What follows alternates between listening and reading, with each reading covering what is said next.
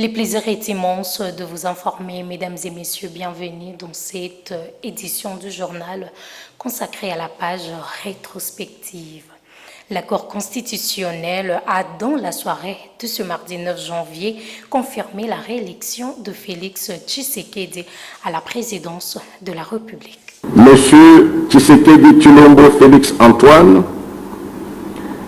13 215 366 voix, soit 73,34%.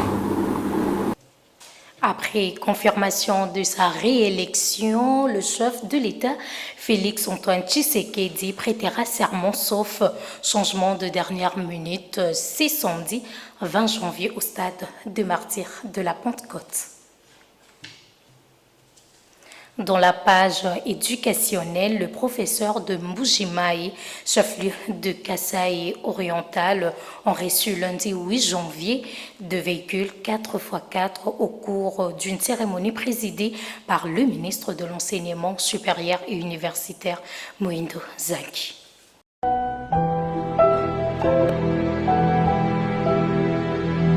Je voudrais aussi vous dire pourquoi j'ai choisi de commencer par l'intérieur du pays avant Kinshasa. À Kinshasa, nous avons notre professeur émérite. Mais pour l'intérieur du pays, je voulais symboliquement remercier tous les professeurs qui ont accepté de rester à l'intérieur de la province pour former nos enfants. Parce que vous aviez aussi la possibilité de rester à Kinshasa, de profiter de consultances à gauche et à droite. Parce que les profs sont beaucoup sollicités là-bas. Mais vous avez accepté de venir rester ici à Mbujimaï. Ceux qui sont à Kananga, ceux qui sont à Bukavu, ceux qui sont à Kisangani, ceux qui sont à Goma, ceux qui sont à Kolwezi, ceux qui sont à Kalemi. Et moi, j'ai voulu les remercier pour leur dire, vous acceptez de rester à la province pour servir notre pays là-bas, vous devez être servis les premiers. C'est pour cela que vous êtes servis les premiers. Dans le même registre, après le Mbujimaï, le gouvernement congolais, à travers son ministre de l'Enseignement supérieur et universitaire Moïndo Zangui, a procédé à la remise de véhicules neufs aux professeurs des Kananga. Place à la page rétrospective. Les élèves ainsi que les autorités du collège Frère Zouzabola de la commune de Kitambo ont répondu présent à la reprise de cours de ce lundi 8 janvier comme prévu par le ministère de l'Enseignement primaire, secondaire et technique dans toute l'étendue du territoire national.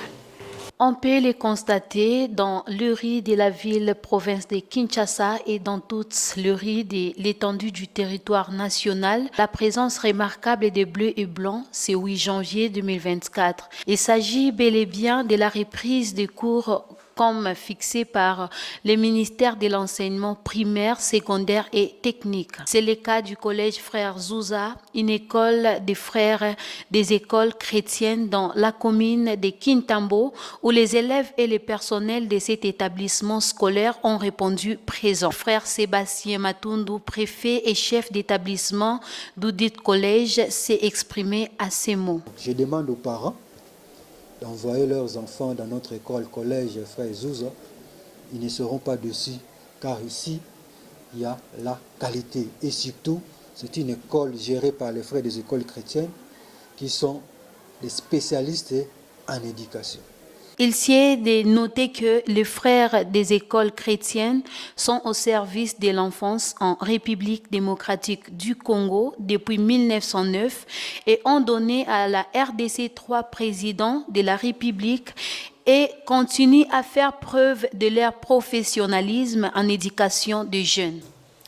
Dans la soirée de ce dimanche 7 janvier 2024, un bus de la société des transports Transco a pris feu sur la place Pascal dans la commune de Massina, dans la partie est de la ville-province de Kinshasa. Un bus du service de transport Transco, le numéro 716 interurbain, qui faisait la liaison entre Massi-Manimba, province des Kwilu et Kinshasa, capitale de la République démocratique du Congo, a pris feu dimanche soir sur le parking Pascal situé à Massina. Selon notre source, les responsables de l'agence a renseigné que le bus était en stationnement en attendant la fin des embouteillages pour prendre la direction de l'entrepôt avant d'être pris pour cible.